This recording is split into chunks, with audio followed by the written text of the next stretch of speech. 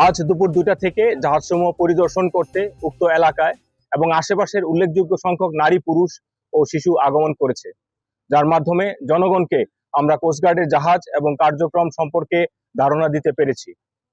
কোস্টগার্ডের জাহাজসমূহ সম্পর্কে মানুষের কৌতূহল এবং বিভিন্ন প্রশ্নের জবাব দিয়েছেন আমাদের জাহাজের দায়িত্বশীল কর্মকর্তা ও নাবিকবৃন্দ। আমাদের জাহাজ গভীর সমুদ্রে, উপকূলীয় এবং নদীর তীরবর্তী অঞ্চলে বিভিন্ন কার্যক্রম পরিচালনা করে আমরা তা জানাতে পেরেছি। পাশাপাশি আমরা উদ্ধার ও অনুসন্ধান কর্মকাণ্ড, অবৈধ অনুপ্রবেশ ও চোরাচালান প্রতিরোধ, জলদস্যুতা দমন, মৎস্য ও প্রাকৃতিক সম্পদ রক্ষা এবং যুদ্ধ কৌশল সম্পর্কে দর্শনার্থীদের ধারণা দিতে সক্ষম হয়েছি। এছাড়াও দেশের আইন শৃঙ্খলা পরিস্থিতি স্থিতিশীল রাখতে বাংলাদেশ কোস্টগার্ড 24 ঘন্টা টহল জারি রেখেছে, যার মাধ্যমে কোস্টগার্ডের আওতাধীন উপকূলীয় এবং নদী তীরবর্তী অঞ্চলের আইন শৃঙ্খলা পরিস্থিতি অনেকাংশে উন্নত হয়েছে।